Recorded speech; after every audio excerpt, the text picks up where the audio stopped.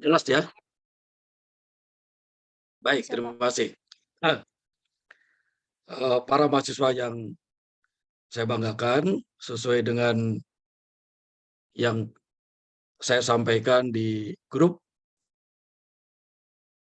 mulai Jumat ini kita akan mengadakan perkuliahan untuk kurang lebih 7 modul dari pembahasan manajemen proyek yang masih belum tuntas disampaikan oleh dosen sebelumnya.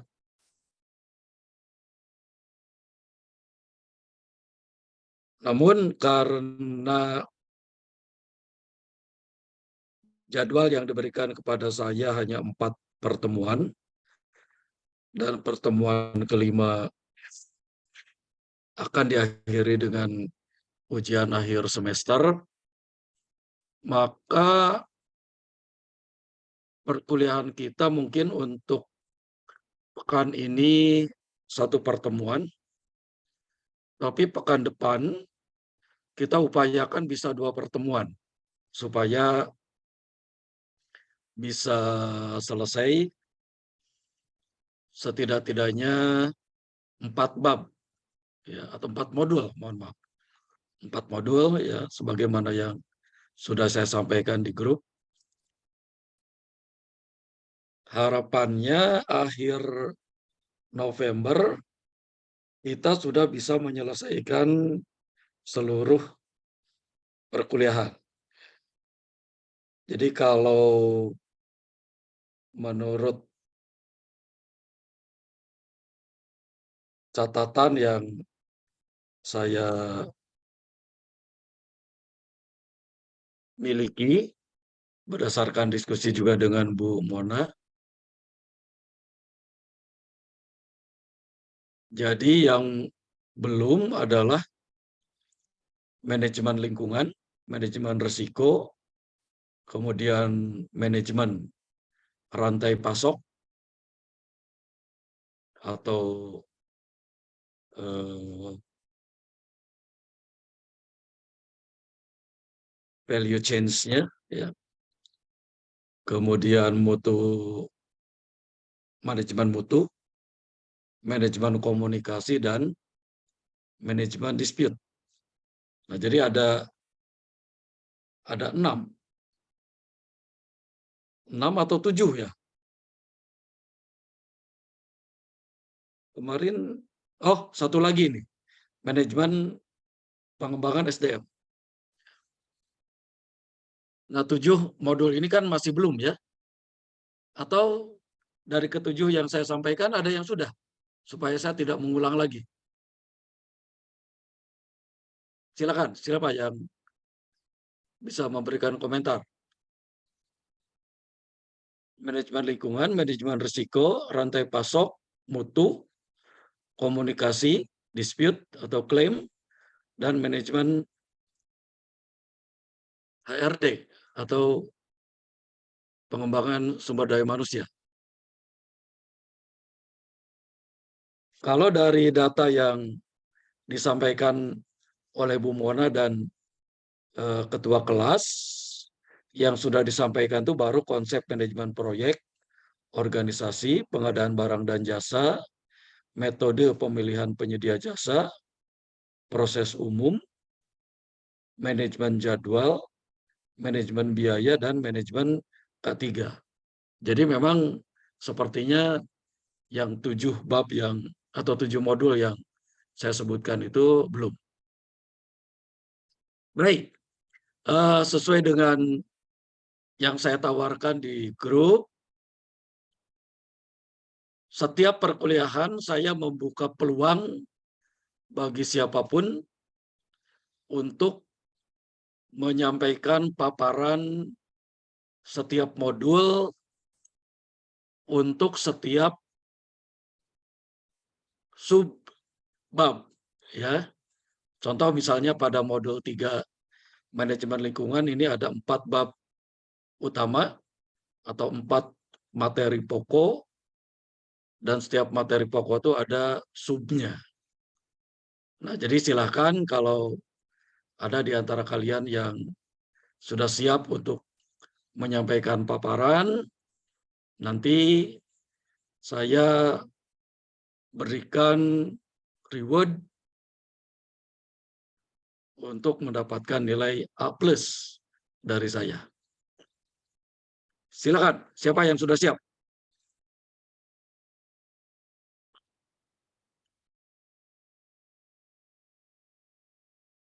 Ada yang siap?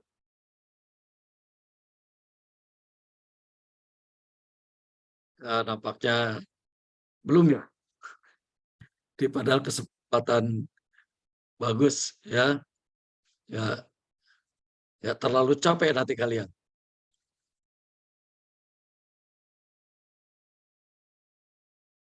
Tidak usah takut, tidak usah khawatir salah. Kita ada di mimbar akademik. Ya. Dalam mimbar akademik itu yang tidak boleh hanya satu, bohong. Ya, tidak boleh bohong. Salah boleh, karena nanti akan dikoreksi. Tapi kalau bohong itu pelanggaran etika yang sangat berat ya, dalam mimbar akademik itu.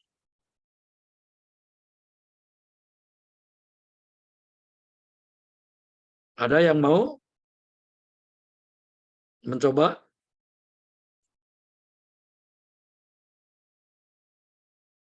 Oke, kalau belum, mudah-mudahan di pekan depan ada yang sudah siap. Baik, kalau begitu kita akan mulai perkuliahan kita. Bahan sudah saya sampaikan ya, jadi mestinya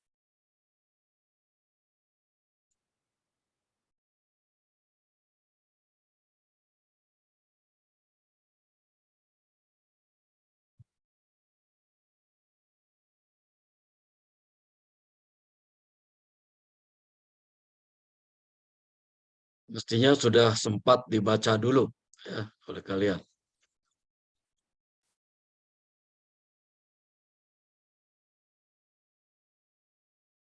Baik, jadi perkuliahan kita pada pekan ini akan ada 2 modul, yaitu manajemen lingkungan proyek dan manajemen risiko. Karena waktu kita terbatas, jadi saya juga tidak akan terlalu detail. Makronya saja. Kalau ada pertanyaan, nanti silakan kalian sampaikan. Dan perlu kalian ketahui, bertanya atau menjawab dalam perkuliahan saya itu akan dicatat sebagai tambahan nilai. Ya, jadi jangan sungkan untuk bertanya, jangan takut untuk menjawab. Tidak harus benar, yang penting punya keberanian dan punya modal untuk menjawab itu. Kalau keliru, nggak apa-apa. Ya, kalau benar tentu lebih bagus lagi.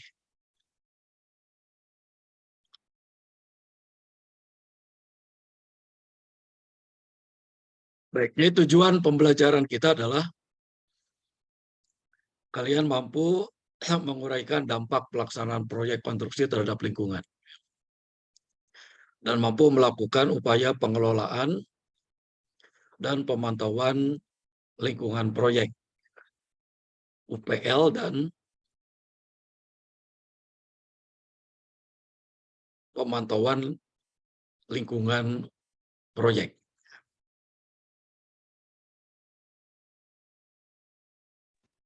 Serta mampu menerapkan konsep audit dalam lingkungan dunia konstruksi. Nah, apa yang dimaksud dengan manajemen lingkungan?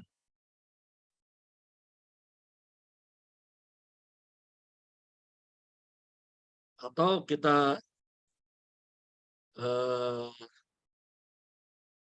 bagi dulu apa itu manajemen, apa itu lingkungan, lalu apa itu manajemen lingkungan. Silakan, siapa yang mau menjawab dulu apa itu manajemen?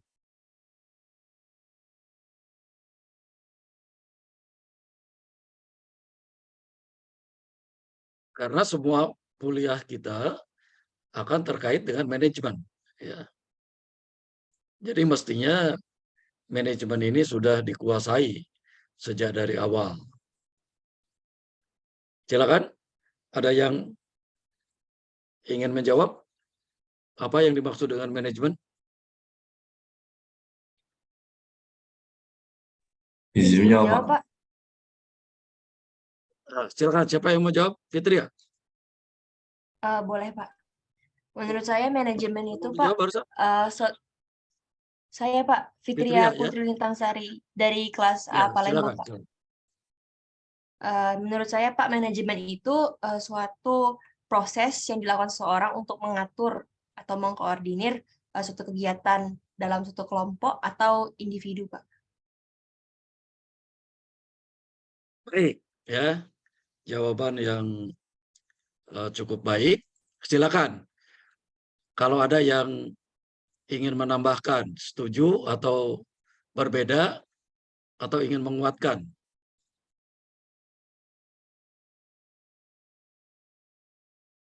Fitria, kamu kelas mana? Saya kelas A Palembang, Pak. Palembang A, ya. Oke, baik, masih. Iya, Pak. Silakan yang lain. Izin Pak, menambahkan Ya, Geisa.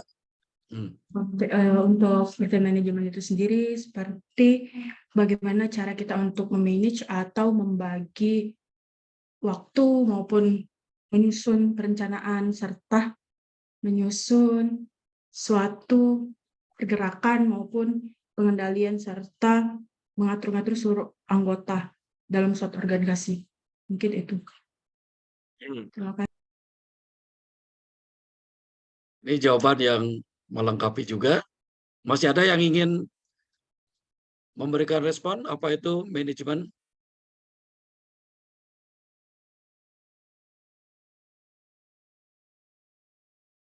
Dari segi bahasa, ya, misalnya to manage. Apa itu yang disebut dengan manajemen? Dalam bahasa Indonesia itu kan artinya apa? Mengelola, ya kan? Mengelola. Apa saja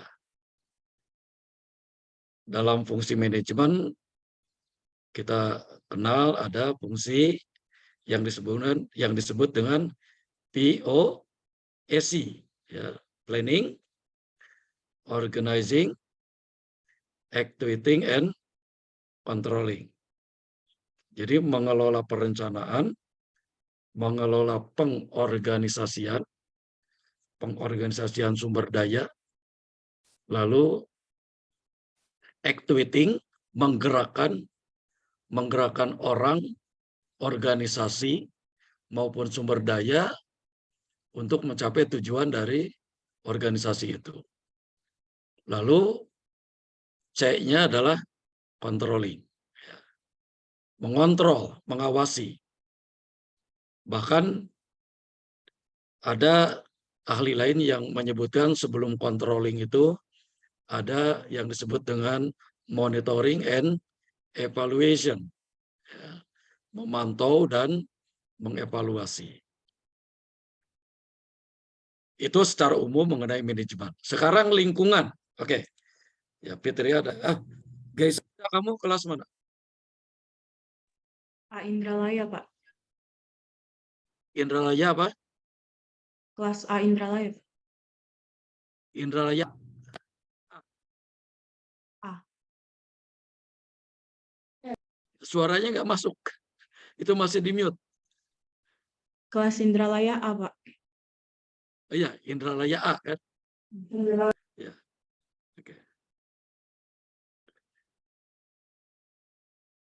Baik, sekarang apa yang dimaksud dengan lingkungan?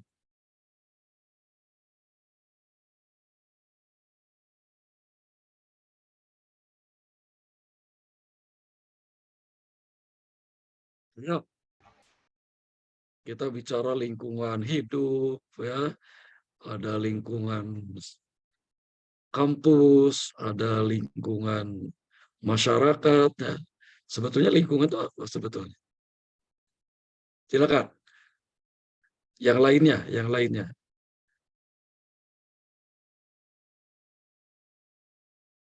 Nah, kalau nggak ada yang jawab, saya panggil ya. Izin menjawab, Pak? Herlina, silakan.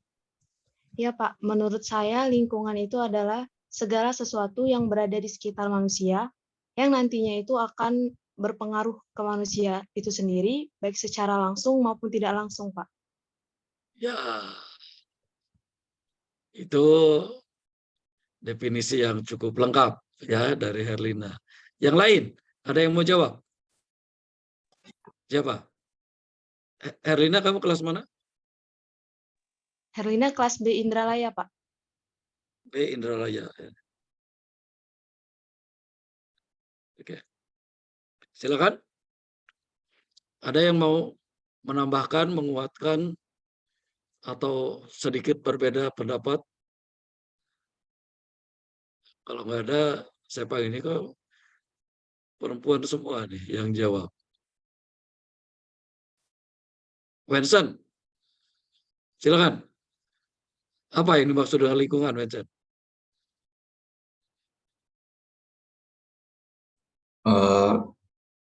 Izin Pak, untuk kalau menurut saya sendiri itu lingkungan itu seperti ya ada hubungan kondisi fisik yang ada ya termasuk sumber daya yang ada di sekitar kita Pak.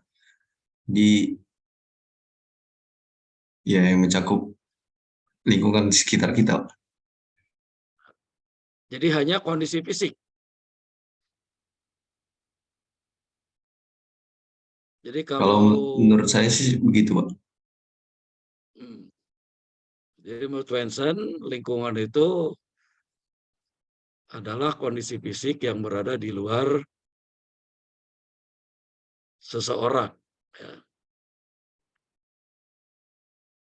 atau di luar sekelompok orang. Nah, apakah makhluk hidup yang lain itu lingkungan kita? Bukan. Ada yang mau menambahkan? Izin menambahkan, Pak. Oke, saya panggil sekarang. Oh, Indah, silakan Indah. Wensen, kamu kelas mana? Sebentar dulu, Indah. Wensen kelas? Kalau saya kelas A Palembang Pak. Palembang. Oke. Silakan, Indah. Menurut saya lingkungan adalah kesatuan ruang dengan semua benda, Pak, kayak sumber daya, energi, keadaan, dan makhluk hidup, termasuk juga manusia dan perilakunya yang bisa mempengaruhi alam itu sendiri, Pak. Seperti itu, Ya. Pak. Jadi memang begitu, Wensen ya. Jadi yang dimaksud dengan lingkungan itu adalah segala sesuatu di luar makhluk hidup itu.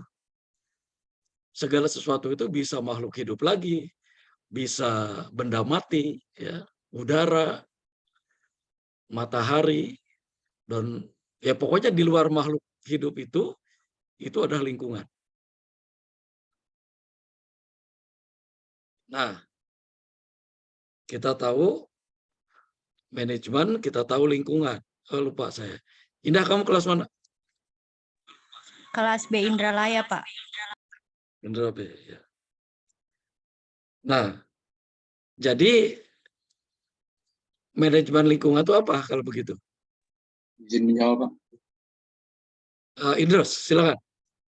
Mungkin saya mau menyimpulkan dari jawaban teman-teman tadi pengertian manajemen lingkungan. Jadi pengertian dari manajemen lingkungan itu adalah suatu upaya menyusun atau mengelola membuat peraturan kebijakan untuk melindungi lingkungan, yang mana lingkungan tersebut berdampak pada manusia itu sendiri.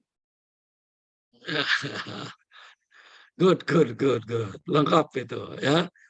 Sebetulnya kalau kalian baca modulnya pasti ada itu ya di modul itu. Saya justru memberikan kesempatan kalian paparan tuh agar dibaca ya, dan kemudian kalau dipaparkan itu pasti bisa paham. Idrus kelas mana kamu? Kelas A Indralaya, Pak. Indra A, oke. Baik. Ya, kita lanjutkan saja dulu. Nah, jadi ini definisi manajemen lingkungan itu. Mengulang apa yang disampaikan oleh Idrus tadi, sekumpulan aktivitas untuk merencanakan, mengorganisasikan, menggerakkan sumber daya, baik sumber daya manusia maupun sumber daya lainnya, kemudian mengontrol seluruh aspek perencanaan, pengorganisasian, dan upaya penggerakan resources atau sumber daya untuk mencapai tujuan dari kebijakan lingkungan yang telah ditetapkan. Oke, kalian sebagian besar sudah paham ya. Jadi prinsipnya itulah yang dimaksud dengan manajemen lingkungan. Berikutnya kita bahas mengenai evaluasi dan tinjauan RKL, rencana kelola lingkungan, ya, atau rencana pengelolaan lingkungan, dan RPL, rencana pemantauan lingkungan.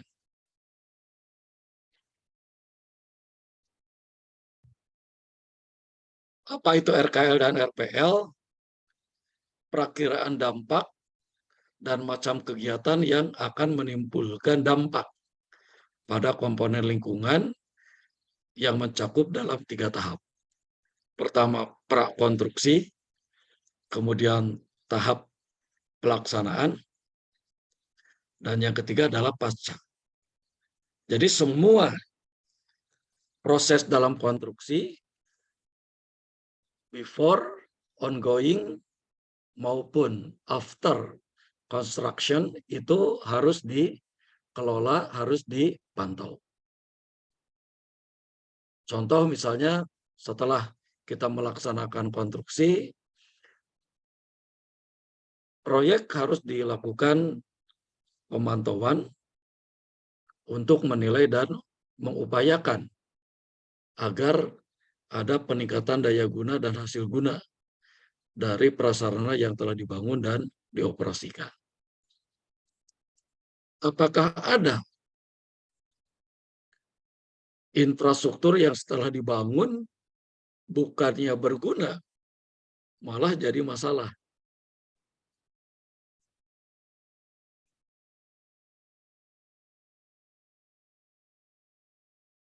Coba, ada nggak infrastruktur ya, yang sudah dibangun setelah selesai bukannya bermanfaat, malah jadi masalah? Ada nggak kasus seperti itu? Ada, Pak. Apa contohnya, Fatin? Contohnya Hambalang, Pak.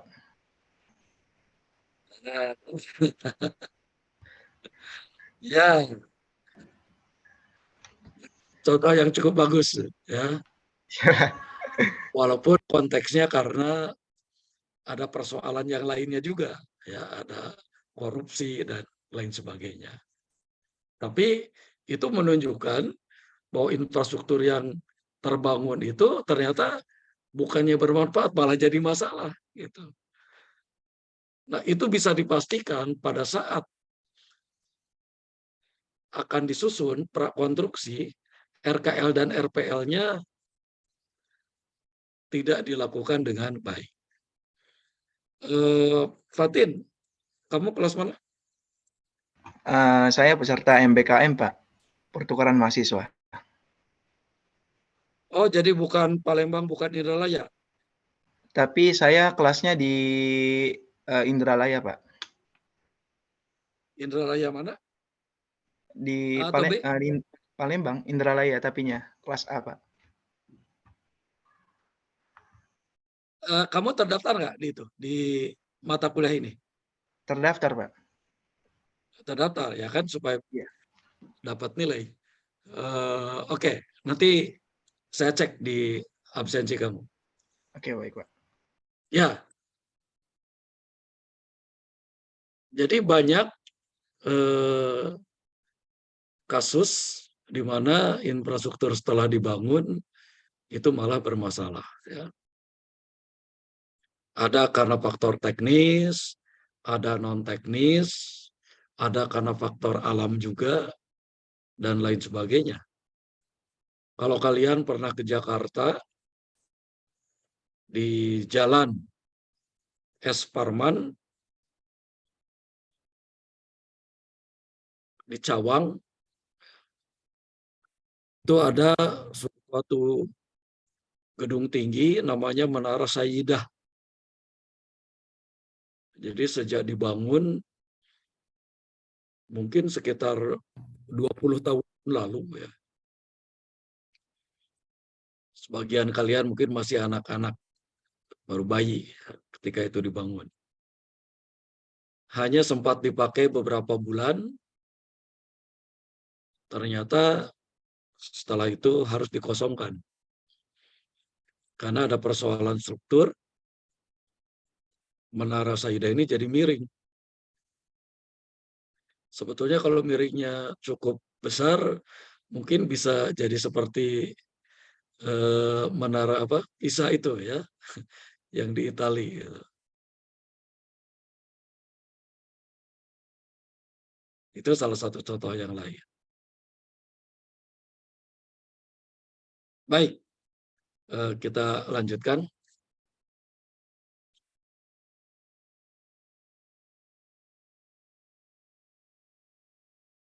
Ya, beberapa dampak yang perlu kita kelola, kita pantau ketika bangunan sudah mulai beroperasi, dampak dari peralihan proyek ke pengoperasian.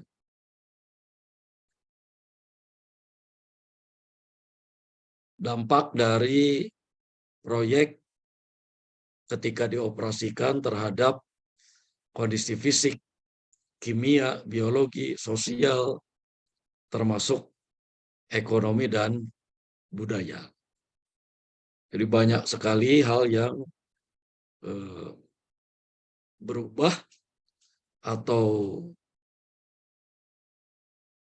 dipengaruhi oleh hadirnya infrastruktur yang kita bangun. Ngomong-ngomong ini, ngemeng-ngemeng ini.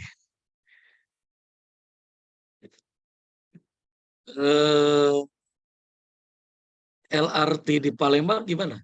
Masih berfungsi? Masih, Pak. Masih, Pak. Masih. Karena santer kabar pihak Pemda rugi, sehingga ada wacana akan di-stop. Tapi masih ya, masih berjalan. Itu juga dimungkinkan pada saat akan dibangun, RKL, RPL-nya agak lemah, sehingga tidak memperhitungkan berbagai faktor, karena akan menimbulkan perubahan budaya. Bagaimana budaya naik KRL, ya, bagaimana budaya naik bis kota, bagaimana budaya menggunakan LRT, di Jakarta ada MRT, dan lain sebagainya. Orang kalau biasa menggunakan jalan kampung atau jalan kabupaten kota, ya, masuk ke jalan nasional berbeda. Apalagi masuk ke jalan tol. Beda lagi budayanya. Nah, kalau tidak dikelola, itu bisa berbahaya.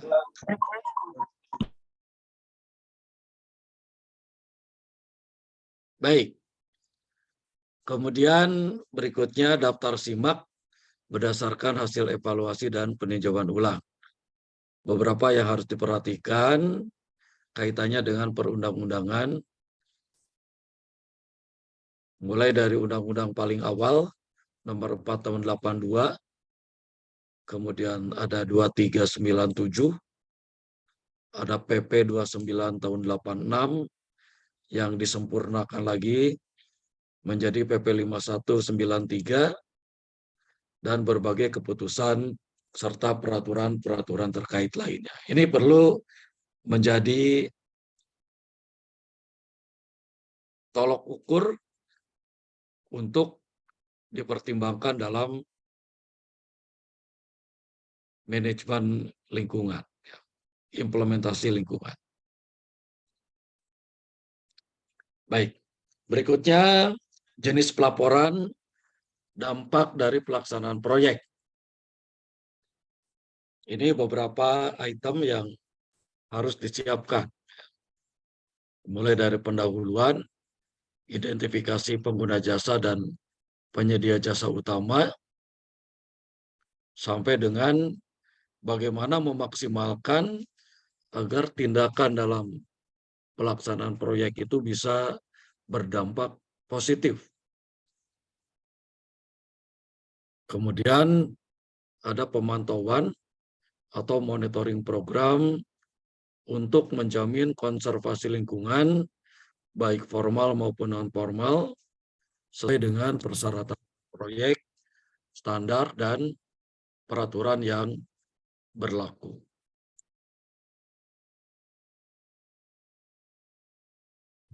Ini mengecek saja. Siapa di antara kalian yang tahu di Palembang atau di Sumatera Selatan secara umum sebagai provinsi, berapa persen dari wilayahnya yang menjadi kawasan budidaya?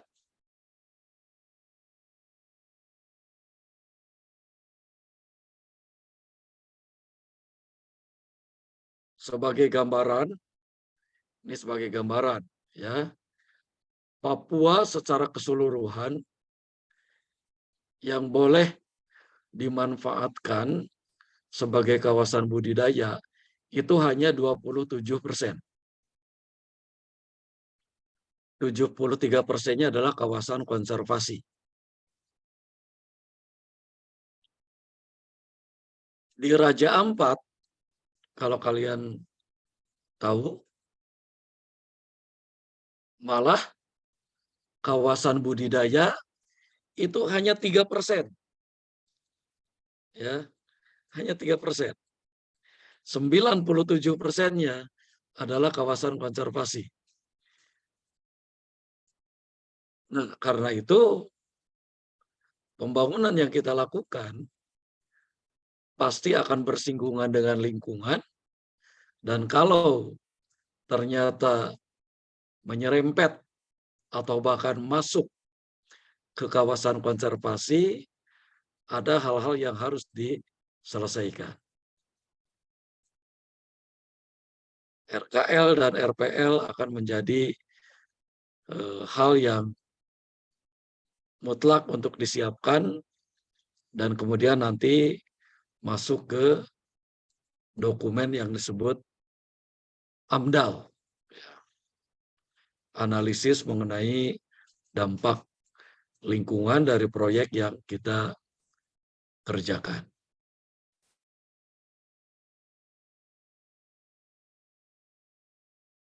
Nah, ini contoh daftar simak yang tentunya di setiap proyek bisa lebih detail, bisa dikembangkan sesuai dengan kebutuhan. Pada saat prakonstruksi, ini contoh kasusnya konstruksi bangunan hotel. Bagaimana kondisi tanah, studi kelayakannya, terkait dengan masyarakat, perizinannya, dan seterusnya. Lalu bagaimana saat membangun dan setelah hotel itu beroperasi. Nah, itu semua harus dikelola dan harus dipantau. Dalam kegiatan infrastruktur PU, kita mengenal apa yang disebut dengan SIDLAKOM. Ada yang tahu singkatan SIDLAKOM itu apa?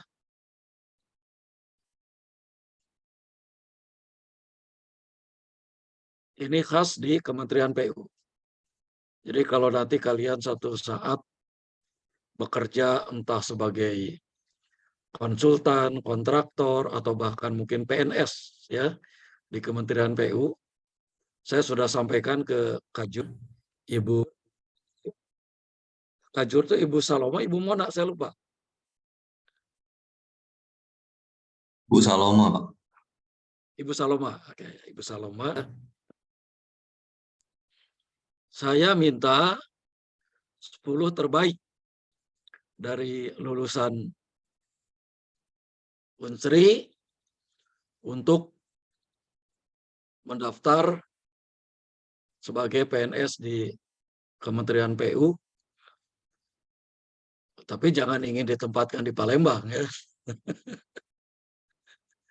Harus mau ditempatkan di seluruh Indonesia, dari Sabang sampai Merauke, dari Miangas sampai Pulau Rote, dari Tanah Abang sampai Rawabangke gitu. Nah, untuk mendaftar jadi PNS. Ya apa tadi kok jadi masuk ke sini?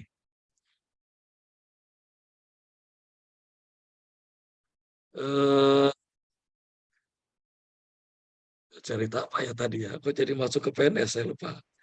Sitlakom tadi, Pak. Sitlakom, Pak. Hah? Sitlakom. Oh, Sidlakom ya. Nah, inilah kalau sudah tua tuh ya. Walaupun tidak profesor, kalau sudah tua ya begini. Jadi kalau di PU kita mengenal nama itu Sidlakom. Mungkin saat ini kalian belum tahu, tapi nanti pasti akan tahu kalau berkaitan dengan PU. Sidlakom itu singkatan, S-nya survei, ya. I-nya investigation atau investigasi, D-nya design, L-nya LA-nya land acquisition. Lalu C-nya construction. O-nya operation. Dan M-nya maintenance. Nah, jadi siklus Sidlakom ini semua akan dikelola, dipantau melalui analisis mengenai dampak lingkungan ini.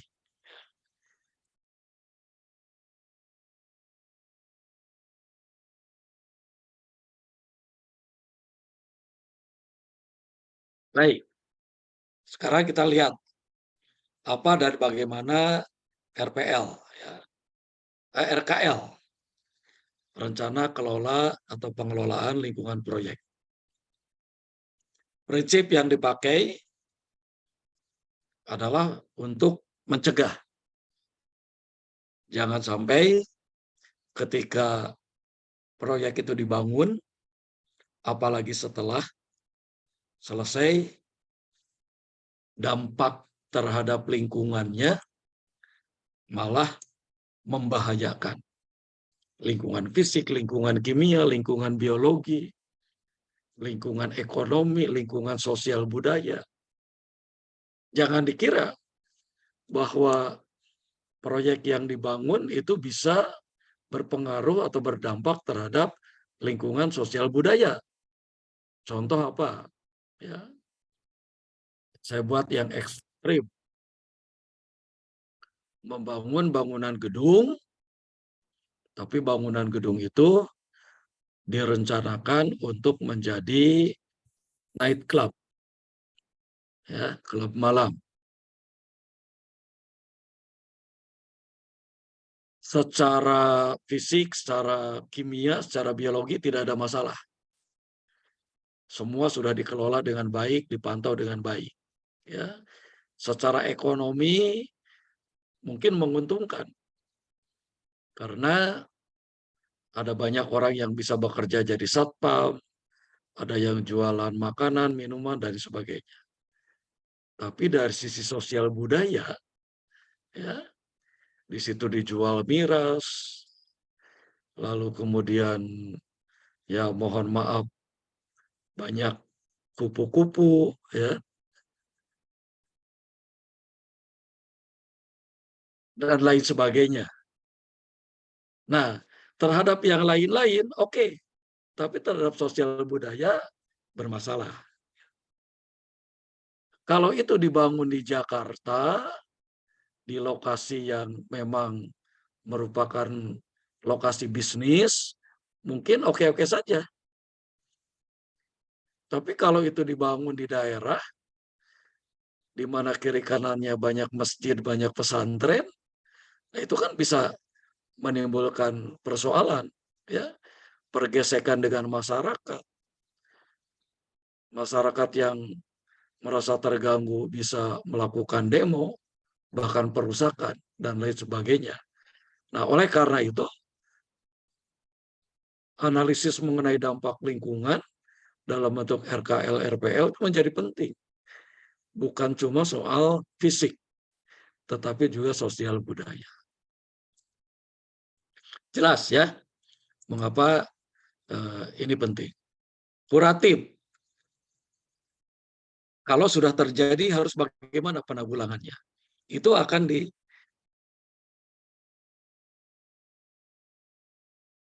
dianalisis, dipelajari, dikaji dalam RKL dan RPL. Dan insentif. Ada kompensasi bagi para pihak yang terkait. Ya. Kalau terjadi dampak, apa kompensasinya terhadap masyarakat? Misalnya, disepakati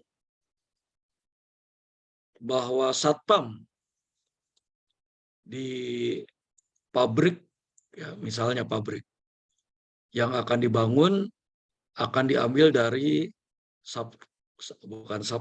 Karang Taruna, ya, dari Karang Taruna setempat. Bahwa lulusan SMA dan diploma dengan jurusan tertentu akan direkrut sebagai pekerja. Itu kompensasi. Ya. Contoh. Itu dalam RKL dan RPL harus sudah mulai dipersiapkan. Baik. Kemudian pengelolaan lingkungan harus sesuai dengan daftar simak. Mulai dari tujuannya, ya, kemudian kegunaannya, lokasinya.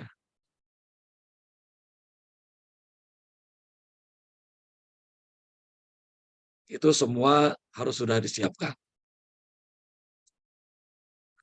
Kemudian bagaimana pendekatannya?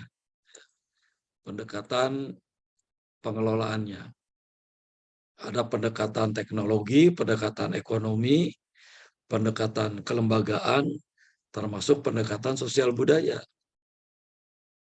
Tidak jarang dalam konteks modern,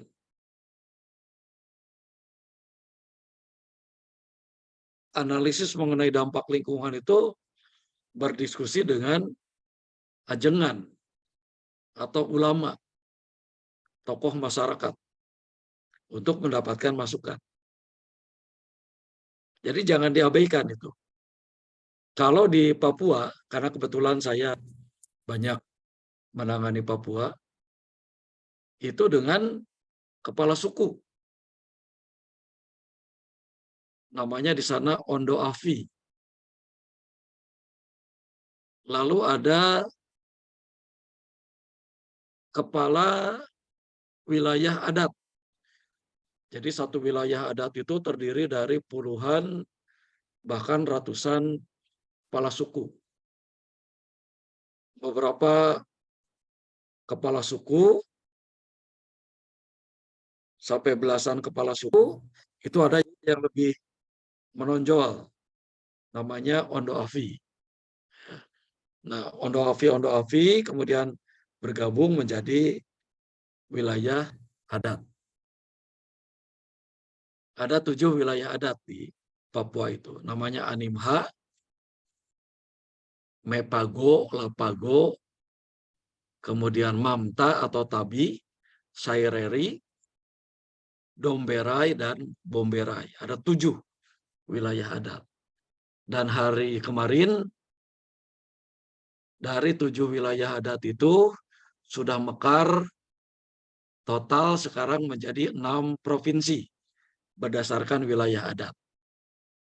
Satu-satunya wilayah adat yang belum jadi provinsi adalah Saireri, yang lokasinya berada di Kepulauan Biak, Numfor, Supiori, Yapen, dan Waropen di Teluk Cendrawasih. Nah, jadi begitu dalam konteks pengelolaan lingkungan.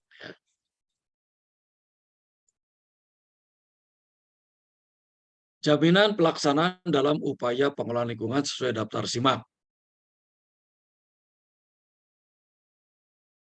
Pada prinsipnya, pengelolaan lingkungan menjadi tugas dan tanggung jawab pemrakarsa atau pengelola kegiatan. Dalam konteks pengadaan barang jasa disebut sebagai pengguna jasa. Di tingkat pusat, kementerian atau lembaga, lalu gubernur di tingkat provinsi, lalu bupati dan wali kota di tingkat kabupaten dan kota. Nanti diturunkan lagi kepada yang namanya Kepala Satuan Kerja atau Satker. Nanti dari Satker diturunkan lagi ke PPK. Nah, jadi pemrakarsa atau pengelola kegiatan itu pada level paling rendah namanya adalah PPK, pejabat pembuat komitmen.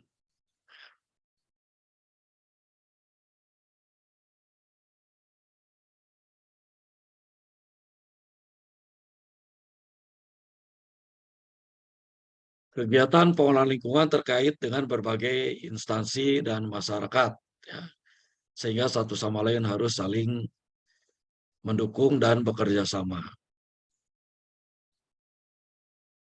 Pengelolaan lingkungan harus dilakukan selama proyek berlangsung. Maka harus ada unit kerja yang bertanggung jawab secara khusus, termasuk juga pengelolaan biayanya. Nah, ini strukturnya ya secara umum.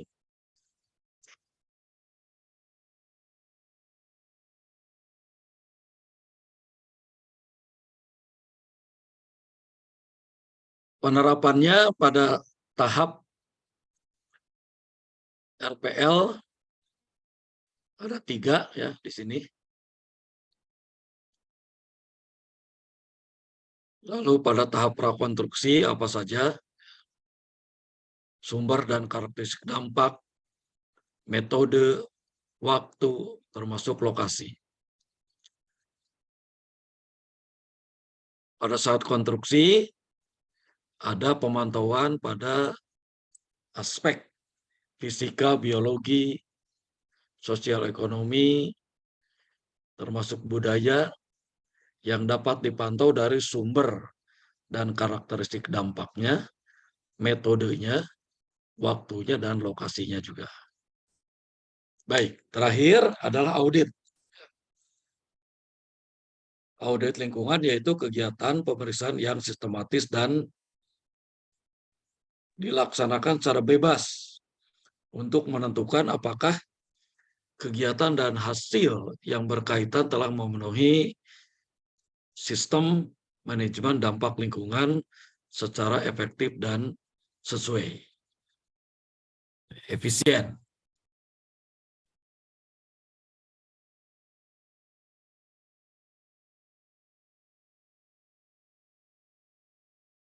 evaluasi dari hasil audit ini.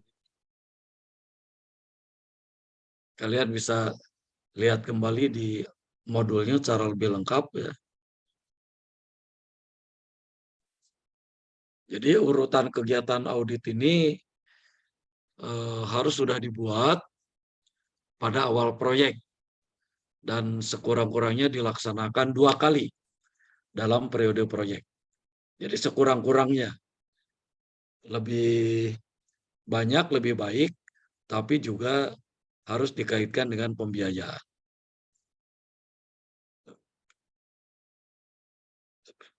Ya, ini ada 10 item dari evaluasi hasil UKL maupun UPL.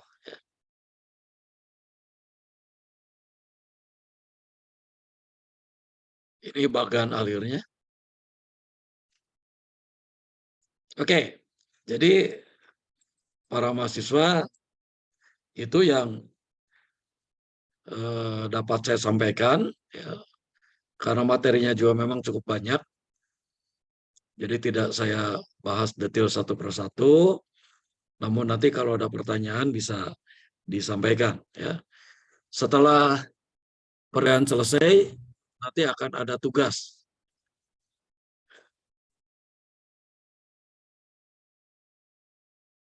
Ini contoh tugasnya.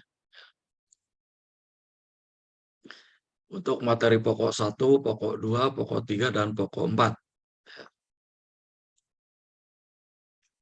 Nanti saya sampaikan di grup untuk lebih detailnya.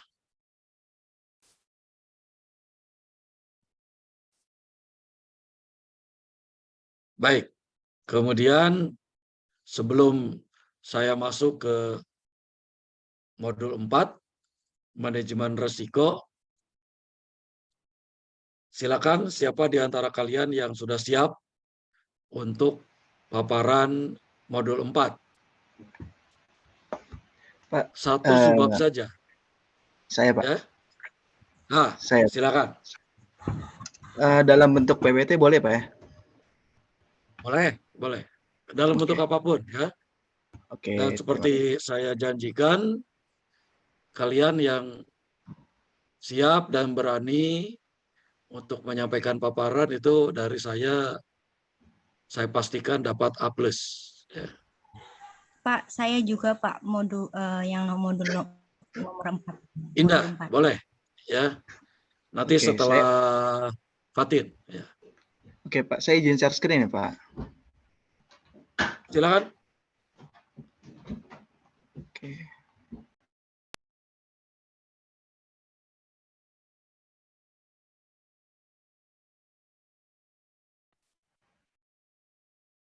Bisa share screen-nya? Sebentar Pak, lagi dicoba.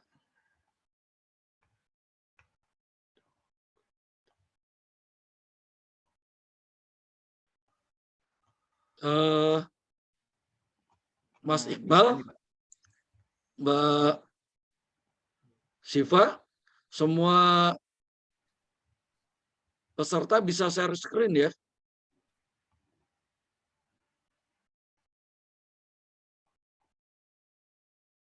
Nah, sudah bisa. Oke.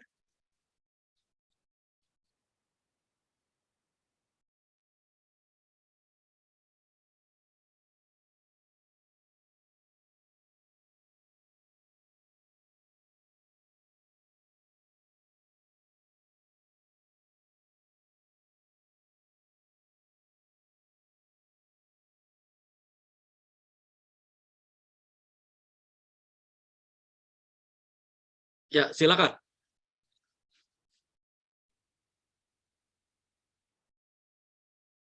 Itu masih di mute. Suara kamu masih di mute. Nah, oke, sekarang sudah. Tadi ini Pak, apa ketika share screen itu suaranya jadi ke-mute gitu Pak? Oh, kalau share screen suaranya hilang. Nggak masuk suaranya. Sebentar, Pak.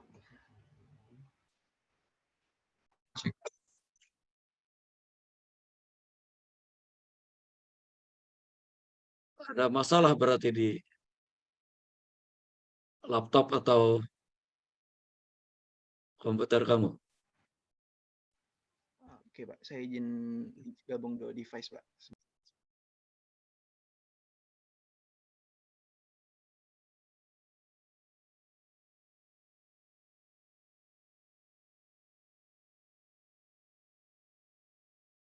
Oke, sambil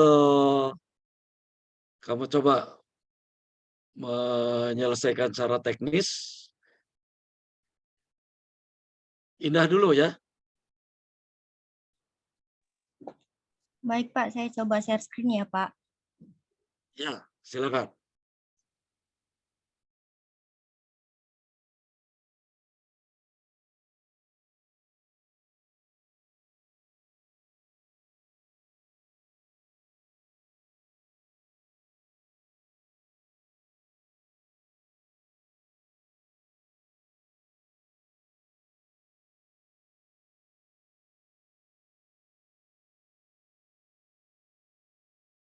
Apa sudah terlihat Pak?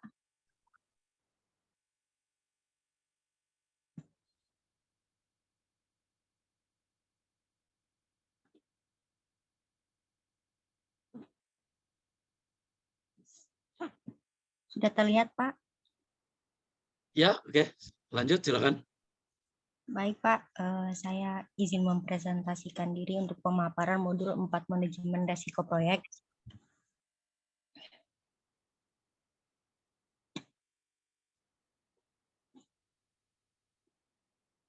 Pemaparan modul 4 manajemen resiko proyek. Pendahuluan, tujuan modul mata diklat ini bertujuan untuk membekali kemampuan peserta mengenai manajemen risiko.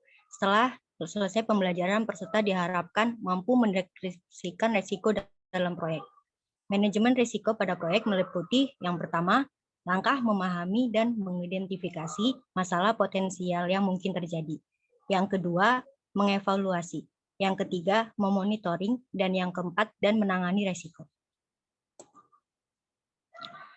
Identifikasi resiko proyek. Dari pengertian, resiko adalah ketidakpastian, uncertainty, yang mungkin melahirkan peristiwa kerugian atau loss. Menurut Ahmad Abbas Salim, resiko adalah probabilitas suatu hasil atau outcome yang berbeda dengan yang diharapkan. Dan menurut Herman Darmawi, resiko adalah efek kumulatif daripada kemungkinan adanya uncertainty yang akan berdampak positif atau negatif terhadap sasaran proyek. Sedangkan manajemen risiko didefinisikan suatu proses yang sistematis di dalam mengidentifikasi, menganalisis, dan menyelesaikan masalah risiko yang akan terjadi pada proyek, termasuk memaksimalkan probabilitas dan konsekuensi dari kejadian yang positif dan meminimalkan probabilitas dan konsekuensi dari kejadian yang kurang baik terhadap tujuan proyek. Lalu, menetapkan kebijakan risiko proyek. Perencanaan manajemen risiko sangat penting untuk menjamin bahwa tingkatan jenis dan kelayakan dari manajemen risiko setara dengan risiko dan kepentingan proyek pada suatu organisasi, menyediakan sumber daya dan waktu yang cukup terhadap kegiatan manajemen risiko, dan untuk menetapkan dasar diterimanya evaluasi risiko.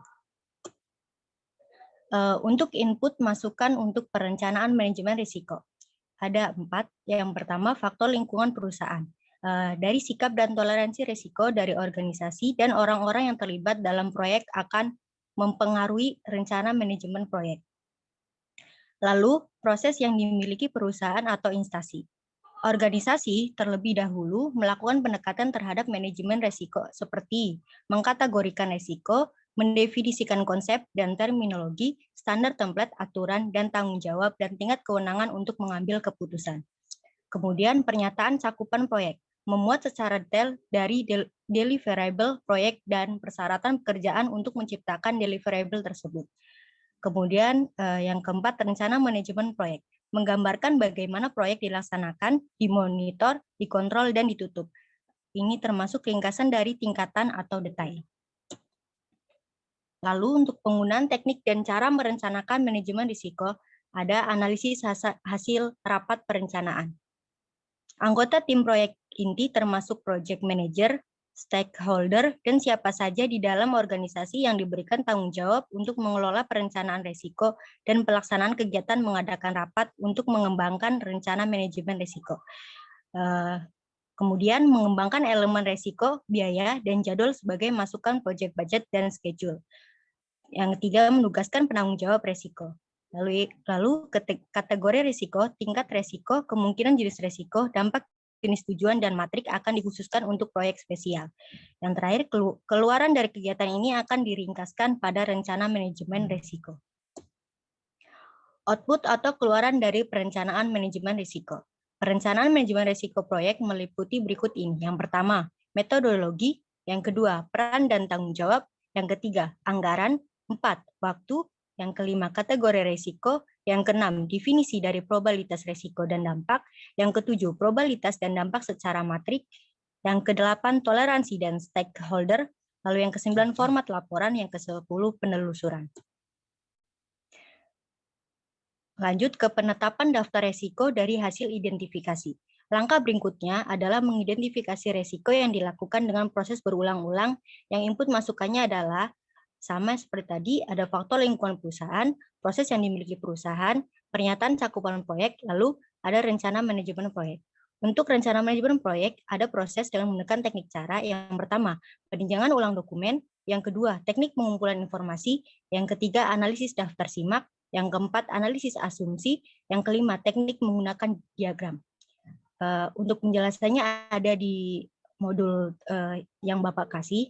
Lalu untuk sehingga mengeluarkan output suatu daftar risiko yang berisi daftar risiko yang telah teridentifikasi, daftar potensi penanggulangan risiko, lalu ada asal dan sebab risiko, dan kategori risiko yang telah diperbaharui.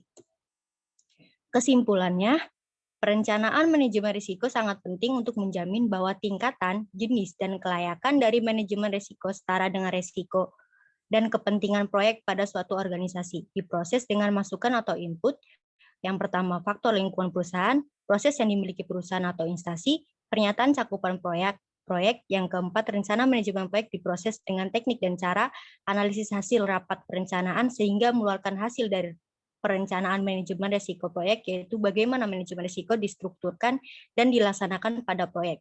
Langkah berikutnya adalah mengidentifikasi risiko yang dilakukan dengan proses berulang-ulang yang input atau masukannya adalah satu, faktor lingkungan perusahaan. Yang kedua, proses yang dimiliki perusahaan atau instansi. Yang ketiga, pernyataan cakupan proyek. Yang keempat, rencana manajemen risiko. Dan yang kelima, rencana manajemen proyek. Kemudian diproses dengan menggunakan teknik dan cara peninjauan ulang dokumen, teknik pengumpulan informasi, analisis daftar simak, analisis asumsi. Teknik menggunakan diagram, sehingga mengeluarkan output suatu daftar risiko yang berisi, daftar risiko yang telah teridentifikasi, daftar potensi penanggulangan risiko, asal dan sebab risiko, lalu kategori risiko yang telah diperbarui. Sekian dan terima kasih. Alhamdulillah. Luar biasa ini ya, yang disampaikan oleh Indah ini. Ya, kamu kelas Indralaya B ya? Indralaya B, Pak. Saya juga MBKM, Pak. Oh, apa? Mahasiswa MBKM. pertukaran? Iya, Pak. Pertukaran itu dari mana sebelumnya? Saya dari Universitas Negeri Jakarta, Pak. Oh, UNJ. Iya, Pak.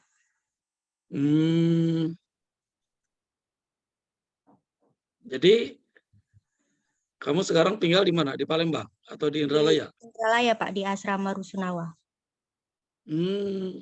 Sudah berapa tahun? Kan cuma 1 semester, Pak, dari Agustus, Pak. Oke. Saya S3-nya di UNJ juga. Ya, Pak. Izin stop share screen ya, Pak? Iya. Saya S1 S2 ITB, tapi S3-nya di UNJ. Kebetulan mengambil MSDM konstruksi. Oke. Ya, jadi untuk Indah ini sudah mendapatkan A+ dari saya ya. Silakan kesempatan yang lain. Oke, saya, Pak. Fatin sudah bisa, silakan. Sudah Pak, saya izin share screen ya Pak. Ya, Oke.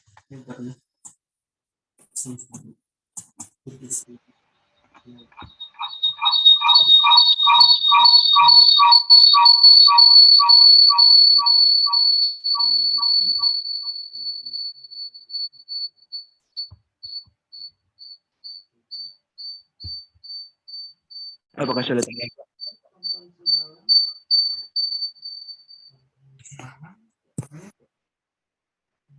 silakan pakai mode tayang ya.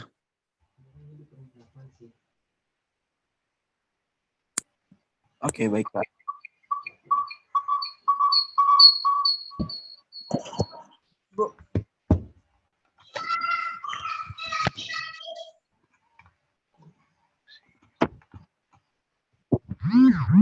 Screen-nya hilang lagi.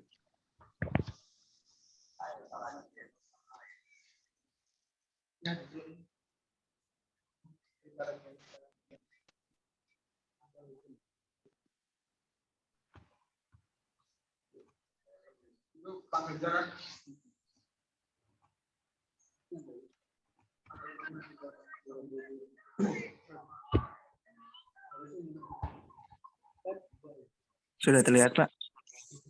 Ya, sudah. Silakan. Kurang lebih 10 sampai 12 menit aja. Ya. Oke, baik Pak.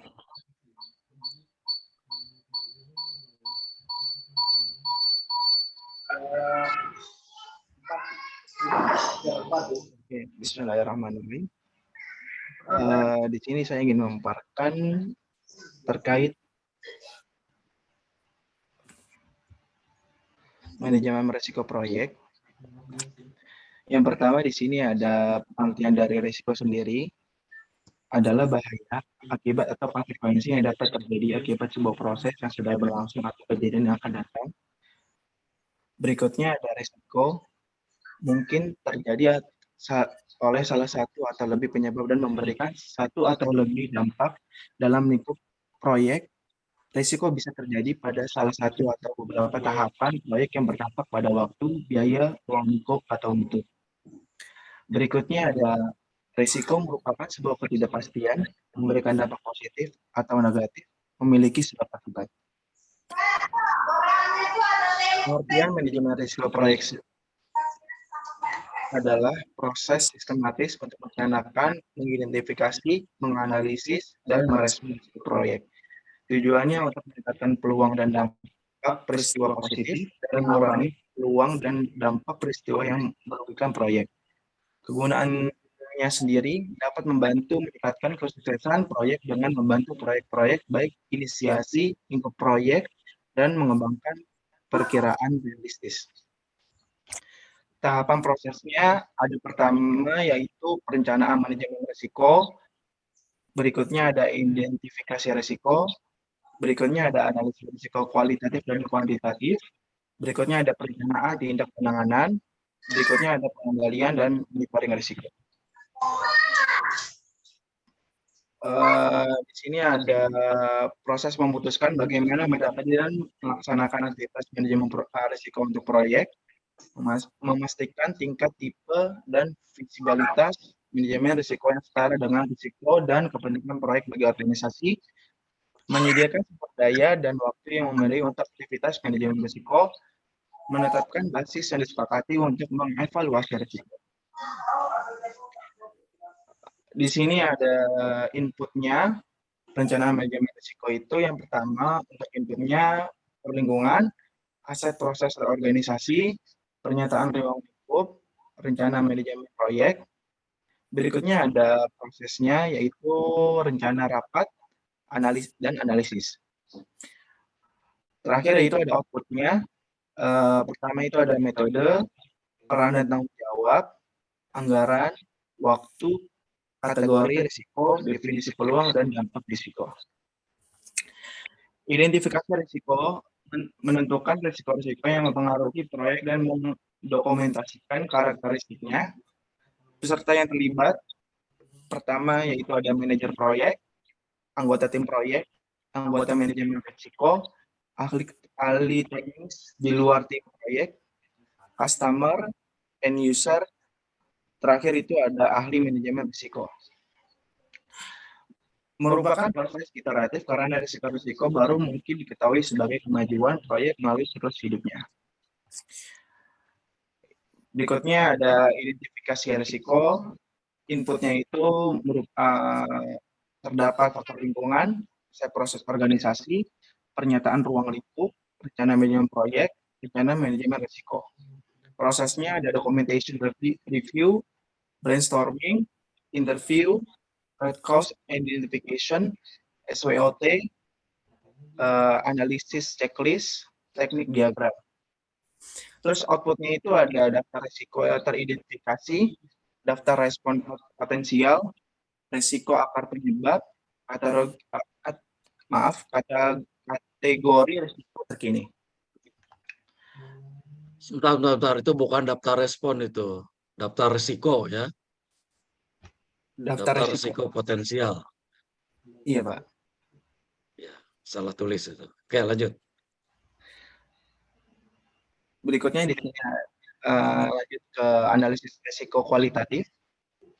Menilai prioritas risiko teridentifikasi menggunakan peluang terjadinya dan dampak terhadap tujuan proyek bila risiko itu terjadi. Menilai faktor-faktor lain seperti kerangka waktu dan toleransi risiko dari kendala biaya, jadwal ruang lingkup, dan mutu. Analisis risiko kualitatif mulai dari inputnya itu terdapat akses proses organisasi, pernyataan ruang lingkup, rencana manajemen risiko, daftar risiko. Berikutnya itu ada proses, yaitu penilaian probabilitas dan dampak risiko, matrik probabilitas dan dampak, penilaian mutu data risiko, kategorisasi risiko, penilaian urgensi risiko. Berikutnya itu ada outputnya, yaitu daftar risiko terkini. Analisis risiko kuantitatif dikerjakan berdasarkan risiko yang diprioritaskan oleh proses analisis risiko kualitatif. Proses menggunakan teknik seperti simulasi Monte Carlo dan pohon keputusan untuk menghitung hasil yang mungkin dan peluangnya.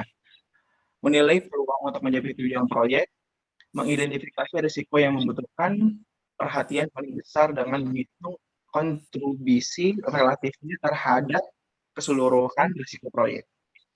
Berikutnya, mengidentifikasi biaya, jadwal, dan target ruang lingkup yang realistik dan dapat dicapai. Berikutnya, menentukan keputusan manajemen proyek ketika beberapa kondisi atau hasil tidak pasti. Untuk input dari analisis risiko kuantitatif, itu meliputi aset proses organisasi, berikutnya pernyataan ruang lingkup, berikutnya rencana manajemen risiko, berikutnya daftar risiko, dan terakhir rencana manajemen proyek. Untuk proses dari analisis risiko kuantitatif meliputi data gathering, di dalamnya terdapat hasil interview, distribusi, probabilitas, pernyataan pakar. Berikutnya teknik kuantitatif meliputi pohon keputusan, modeling dan simulasi, analisis expected monetary value. Dan terakhir itu output dari analisis risiko kuantitatif meliputi daftar risiko terkini. Di dalamnya terdapat analisis probabilitas proyek, peluang untuk mencapai tujuan, waktu, dan biaya. Daftar prioritas risiko dan kuantifikasi. Perencanaan tindak penanganan, proses pengembangan, pendidikan, dan menentukan tindakan untuk meningkatkan kesempatan dan mengurangi ancaman terhadap tujuan proyek. Ini mengikuti analisis risiko kualitatif dan kuantitatif. Untuk perencanaan tindak penanganan, inputnya itu ada rencana manajemen risiko, daftar risiko. Prosesnya itu strategi untuk risiko negatif atau ancaman, strategi untuk risiko positif atau kesempatan, strategi untuk ancaman dan kesempatan, strategi tindakan penanganan. Untuk outputnya sendiri terdapat daftar risiko terkini, rencana manajemen proyek terbaru, kesepakatan kontrak terkait risiko. Strategi untuk risiko negatif, pertama itu ada avoid, Penghindaran risiko melibatkan perubahan rencana manajemen untuk menghilangkan ancaman oleh risiko merugikan. Mengisolasi tujuan proyek dari dampak risiko atau mengendurkan tujuan yang dalam bahaya. Berikutnya itu ada transfer. Pemindahan risiko mensyaratkan penggantian penerima dampak negatif dari pemilik ke pihak ketiga. Berikutnya itu ada mitigate, pengurangan peluang dan atau dampak peristiwa berisiko merugikan ke ambang atau batas yang dapat diterima.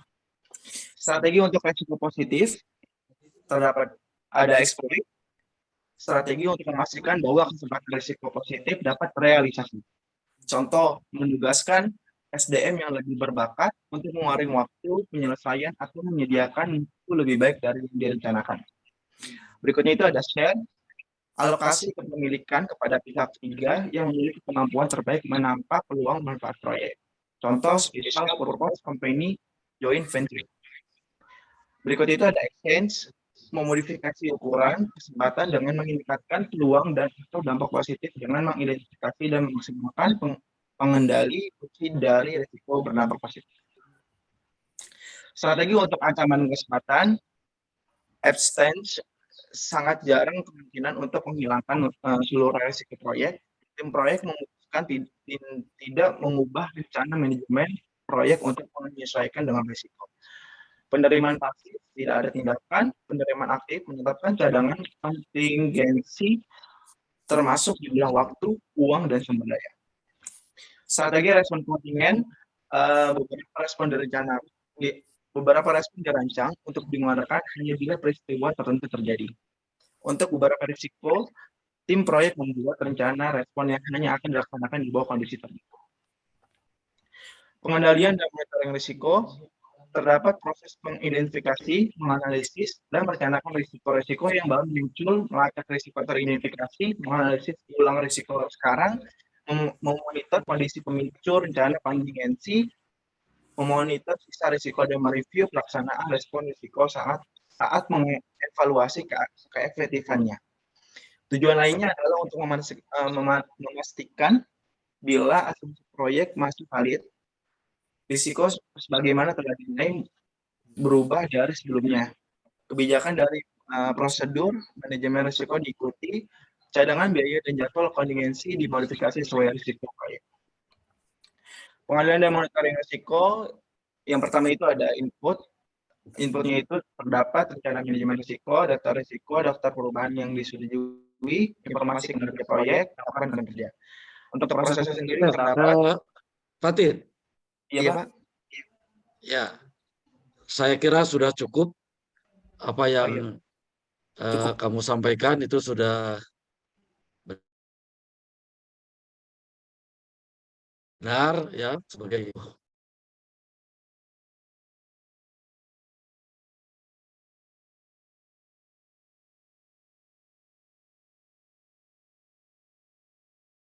pembahasan kita tentang semua yang seharusnya dipelajari. Saya berikan kesempatan berikutnya ke yang lain, silakan kalau ada yang sudah siap. Mbak, kalau misalnya untuk membahas mengenai sebab itu boleh nggak, Pak? Biasa, ya, panggil kamu apa? Jahira apa Soba? Bisa, Pak. Ya, silakan. Pak, mohon Jadi maaf, panggilannya Pak, kalau Soba. misalnya untuk Gaitsa, Pak. Oh, Gaisa. Gaisa, oke. Silakan.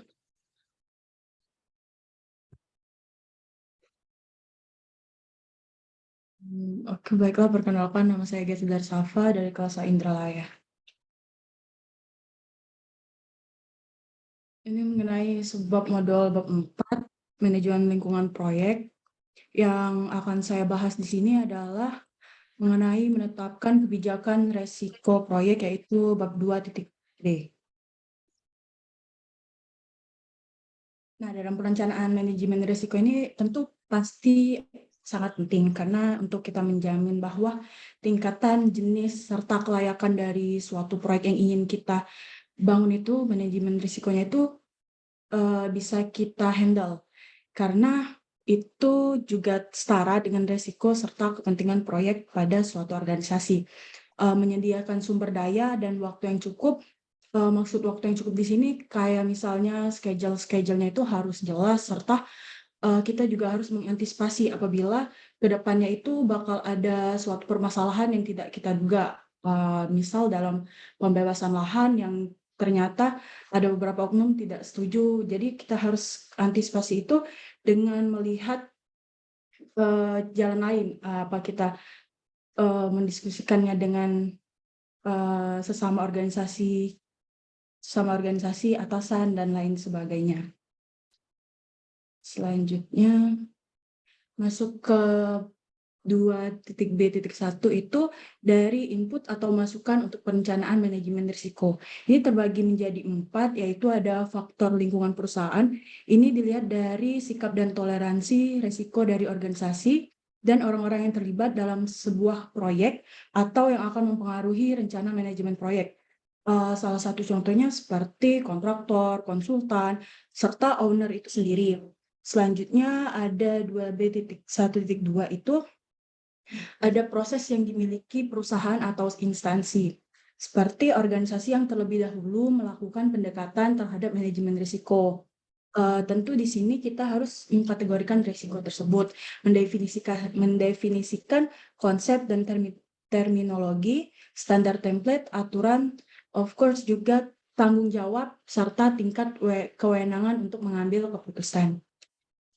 Selanjutnya ada pernyataan cakupan proyek. Ini juga penting karena memuat secara detail dari deliverable proyek itu sebagai ibaratnya poin utama juga, dan persyaratan pekerjaan tersebut untuk menciptakan deliverable tersebut. Selanjutnya ada rencana dari manajemen proyek itu sendiri, yaitu seperti kita menggambarkan bagaimana sih proyek yang akan dilaksanakan, lalu kita harus dimonitor juga, kemudian dikontrol, seperti kata Bapak tadi kan, untuk controlling itu sangat penting juga. Kemudian ada juga penutupnya, yaitu kayak ringkasan dari tingkatan atau detail yang terdiri dari salah satu cabang atau lebih suatu rencana maupun komponen yang lain. Selanjutnya ada penggunaan teknik dan cara merencanakan manajemen risiko itu sendiri, seperti analisis hasil rapat perencanaan. Nah, dalam hasil rapat perencanaan ini ada beberapa kategori seperti anggota tim proyek inti, project manager, stakeholder, dan siapa saja yang di dalam organisasi yang diberikan tanggung jawab untuk dapat dipercayai memegang suatu proyek tersebut. Kemudian ada mengembangkan elemen risiko biaya dan jadwal sebagai masukan project, budget, dan schedule. Kemudian juga kita menugaskan penanggung jawab risiko itu karena agar terkontrol lah siapa yang bakal ditanya-tanya mengenai kemajuan dari suatu proyek tersebut. Selanjutnya ada kategori risiko, tingkat risiko, kemudian kemungkinan jenis risiko, dampak jenis tujuan, dan matrik akan dikhususkan untuk proyek spesial. Yang terakhir ada keluaran dari kegiatan ini yang tentunya akan diringkas pada rencana manajemen risiko. Selanjutnya yaitu adalah keluaran dari perencanaan manajemen risiko. Ini dari perencanaan manajemen risiko proyek. Ada beberapa perencanaan, seperti yang pertama kita susun metodologinya mau seperti apa, kemudian peran dan tanggung jawab, tentu anggaran atau rencana anggaran biaya, estimasi waktu juga, kemudian kategori risiko, definisi dari probabilitas risiko dan dampak, probabilitas dan dampak secara matrik, toleransi dari stakeholders, format laporan, kemudian penelusuran. Oke, mungkin itu saja yang dapat saya sampaikan. Terima kasih. Oke, terima kasih Geisa ya, Geisa Zaira Sofa sudah menyampaikan. Jadi sudah ada 3 orang nih yang insya Allah ya mendapatkan A+ dari saya. Saya berikan kesempatan mungkin 1 mahasiswa lagi untuk perkuliahan hari ini, kalau masih ada.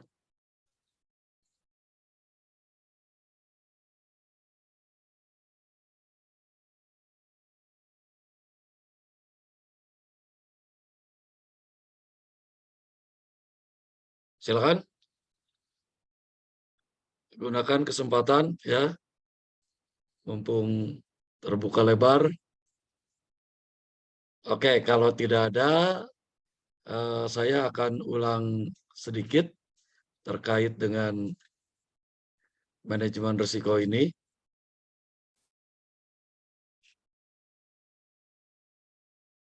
Ya, beberapa hal tadi sudah disampaikan ya. Jadi kalau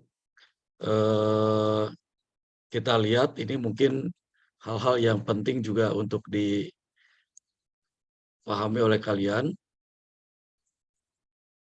mengenai teknik-teknik pengumpulan informasi, teknik-teknik penggunaan diagram dalam mengidentifikasi risiko.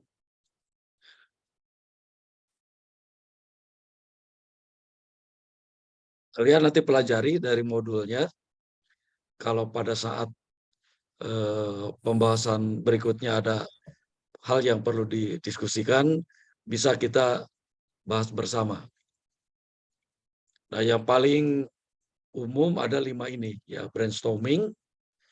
Brainstorming ini dalam bahasa Indonesianya curah pendapat lah ya. Kemudian ada teknik Delphi, yaitu suatu fokus group discussion untuk mendapatkan masukan dari berbagai ahli. Bukan hanya 1-2 orang, tapi beberapa ahli. Sehingga keputusan yang diambil itu disebut dengan istilahnya expert judgment atau pendapat ahli. Kemudian ada interview kepada partisipan proyek yang sudah berpengalaman, stakeholder maupun expert. Sehingga informasi risiko yang disampaikan oleh mereka itu validitasnya dapat diandalkan. Ya. Tapi kalau misal mohon maaf ya, saya mewawancarai kalian mengenai risiko pembangunan jembatan bentang panjang. Ya, hasilnya meragukan. Karena kalian mungkin sebagian besar atau bahkan semuanya belum berpengalaman membangun jembatan bentang panjang. Tapi kalau kita mewawancarai expert dari akademis, ya, dari kontraktor, dari konsultan yang sudah berpengalaman, maka itu akan sangat membantu. Lalu ada yang disebut dengan root cause identification. Ya. Jadi menelusuri permasalahannya itu sampai detil ke akar-akarnya. Tajam. Ya. Sehingga dengan demikian bukan hanya kasusnya yang muncul, tetapi juga mengapa kasus itu muncul sampai detil dibongkar agar diketahui. Lalu ada pendekatan juga yang disebut dengan SWOT. Ya.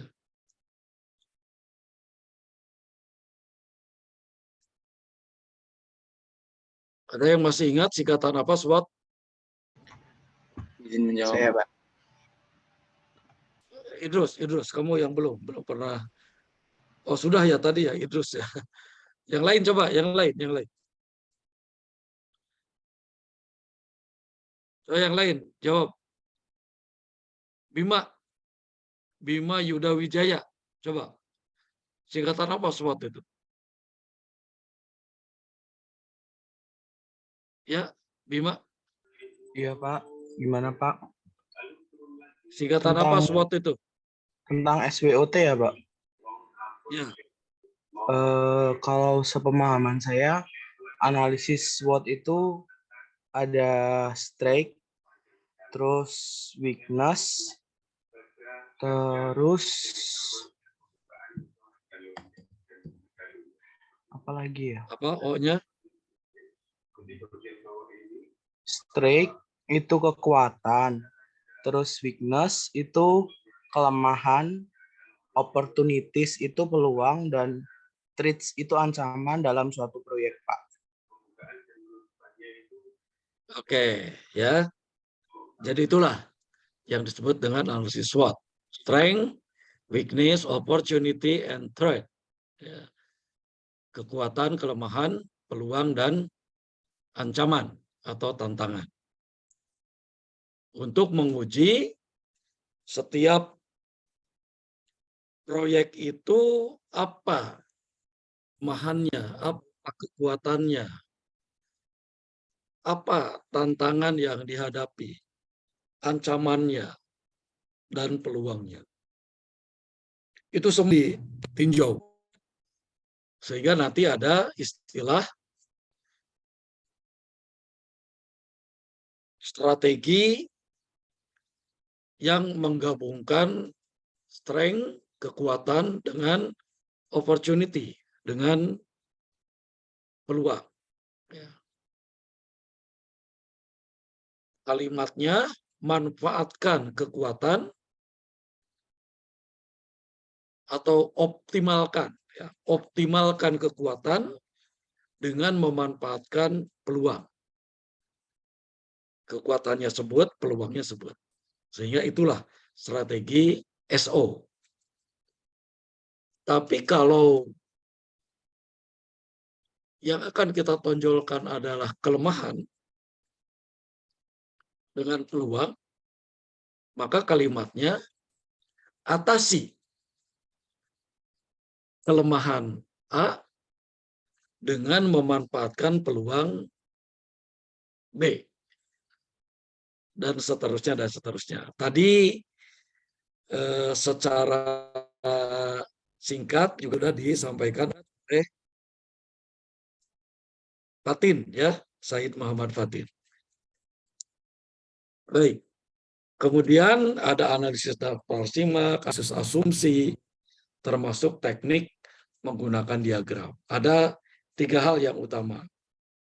Cause and effect diagram atau diagram sebab akibat, kemudian flow chart atau diagram alir, dan influence diagram, ya, diagram pengaruh. Itu semua teknik dalam mengidentifikasi risiko.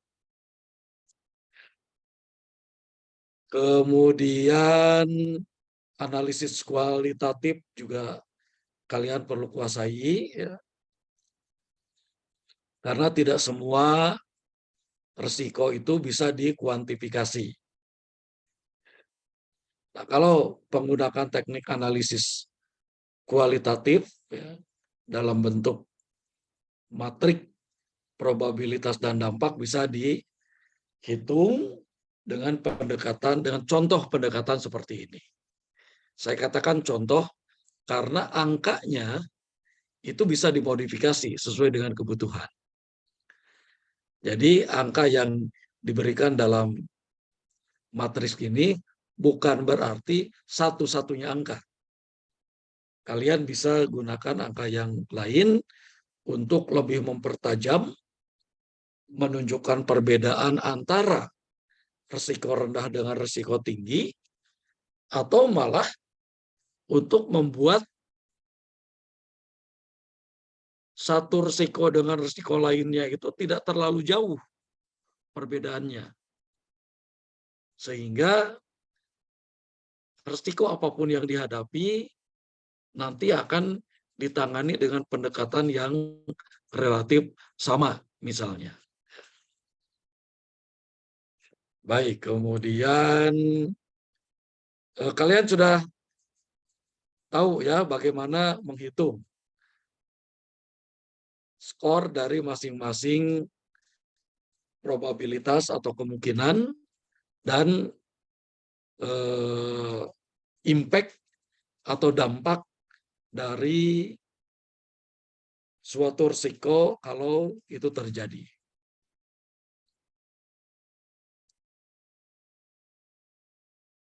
Coba, misalnya ini kita bicara logika.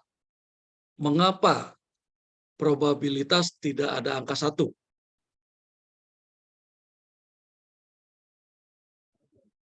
Karena tidak ada yang Izin pasti, menjawab, Pak. Pak. Izin Ya. menjawab, Pak. Kenapa di probability, di matriks itu tidak ada angka 1?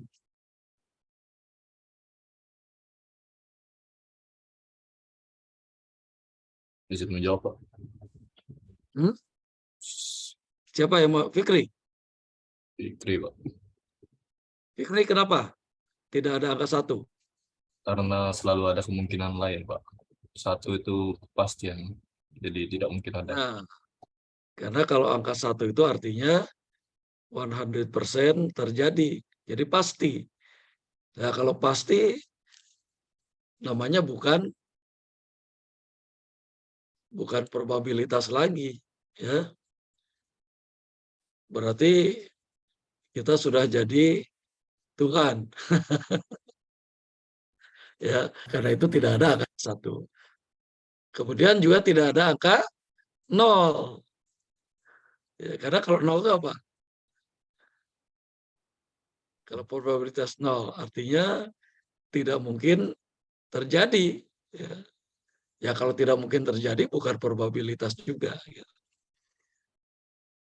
Oke, jadi kalian pelajari itu semua ya sampai seluruhnya. Saya tidak akan jelaskan lagi, kalian sudah bisa baca ya di modul yang sudah saya siapkan. Nanti saya sampaikan tugas untuk pekan ini dan dikumpulkan pada perkuliahan pekan depan. Nah, namun untuk pekan depan, karena waktu kita sangat terbatas, jadi saya mengusulkan kalau kalian tidak ada kuliah, kita akan kuliah Kamis dan Jumat. Jadi pekan depan akan ada 2 kali kuliah, hari Kamis dan hari Jumat. Kemudian hal yang harus kalian siapkan ya, nanti bahan akan saya sampaikan dalam beberapa hari ke depan. Kalian pelajari betul. Bagi yang bertiga, tidak usah menyerobot lagi, ya, berikan kesempatan ke teman-teman yang lainnya untuk menyiapkan paparan. Akan lebih baik kalau kalian berunding. Siapa menyampaikan apa? Ya, diupayakan jangan sama. Dan nanti berurut. Materi pokok 1, subbabnya ada berapa, diurut. Lalu masuk materi pokok 2, subbabnya ada berapa, diurut. Ya. Sehingga teman-teman yang lain yang belum menyiapkan bisa menyimak materinya secara berurut. Percaya ke saya, kalian yang menyiapkan materi pasti lebih paham. Karena minimal membacanya 2-3 kali. Ya, belum lagi menyiapkan bahannya. Nah, ini salah satu metode yang dalam pendidikan disebut dengan andragogi. Pendidikan orang dewasa. Jadi kalau pendidikan orang dewasa itu bukan diajari dari A sampai Z. Tapi saya sebagai contoh memberikan kesempatan kalian sendiri yang menyiapkan. Nah, kalau ada hal yang belum paham baru kita diskusikan. Ya. Sehingga kalau secara ekstrim saya bisa saja begini. Silakan kalau ada pertanyaan, ya saya tunggu 5-10 menit. Kalau tidak ada pertanyaan, kuliah selesai. Artinya kalian saya anggap sudah paham semua gitu. Oke Izin ya. bertanya, Pak. Jadi untuk pekan depan kita akan masuk dengan 4 bab, 2 kali pertemuan. Tadi siapa Hilman yang mau bicara? Apa? Ya, Pak, izin bertanya mengenai materi modul 3 tadi, Pak. Bab 3. Ya, modul 3, Pak. Yang tentang manajemen lingkungan, Pak. Oh, manajemen lingkungan. Silakan. Apa yang mau ditanyakan? Ya, Pak. Itu kan sekarang kan sudah ada gedung yang green building dan juga ada juga yang sustainable building, Pak. Nah, pertanyaan saya itu apakah gedung yang sustainable building dan green building itu untuk analisis dampak lingkungan atau AMDAL, RPL dan RKL-nya itu sama, Pak, jika dibandingkan dengan gedung yang bukan termasuk green building dan sustainable building, Pak? Itu pertanyaannya, Pak. Terima kasih. Ini pertanyaan yang sangat bagus ini. Dalam pembangunan gedung ada suatu pendekatan ya, yang disebut dengan green building.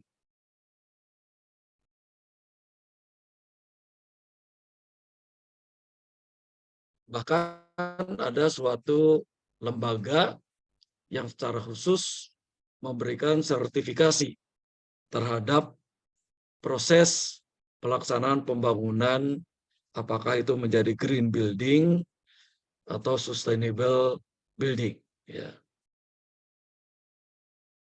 Pertanyaannya tadi dari Hilman, apakah RKL dan RPL untuk green building sama atau tidak dibandingkan dengan bukan yang green building? Silakan. Siapa yang mau menjawab?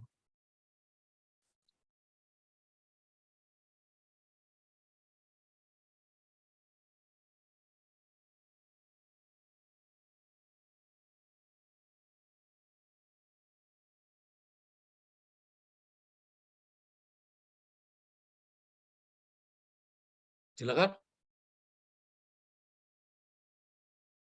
Oh, tidak ada yang punya pengalaman ya terkait green building. Oke.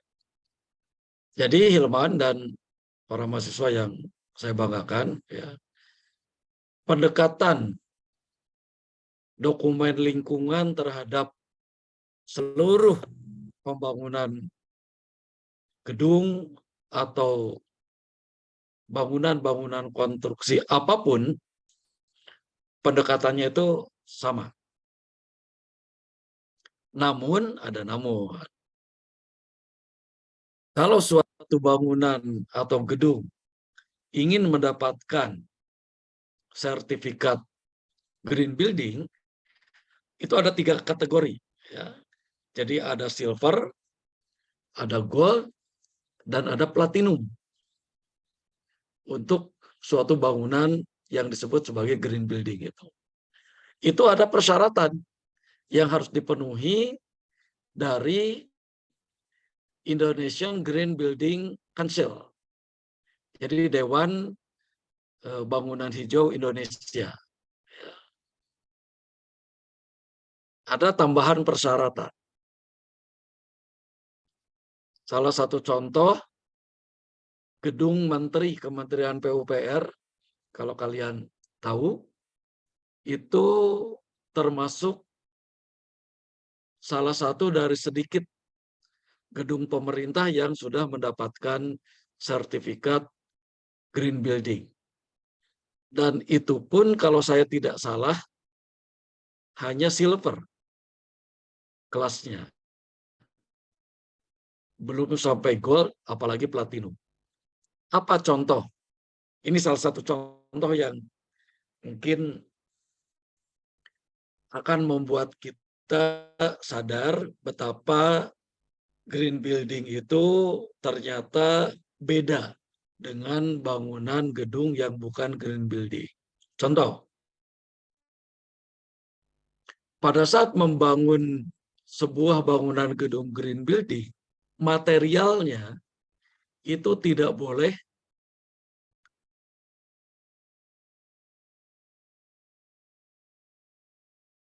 diangkut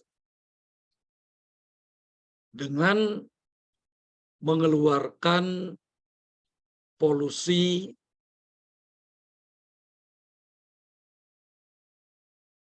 saya tidak hafal hitungannya ya, polusi sekian ppm misalnya.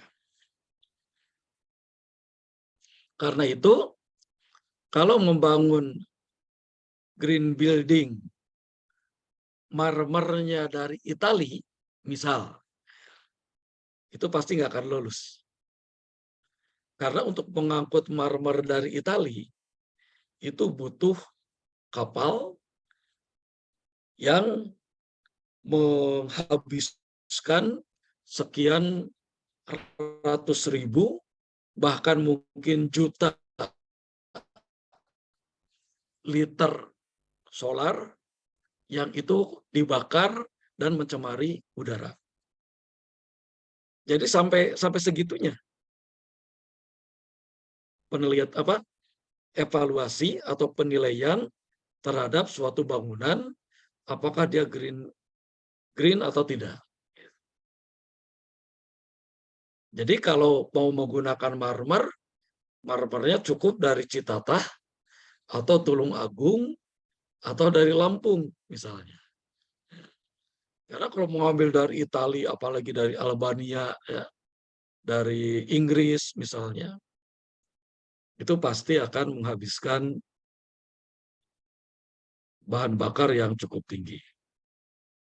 Kemudian contoh lain,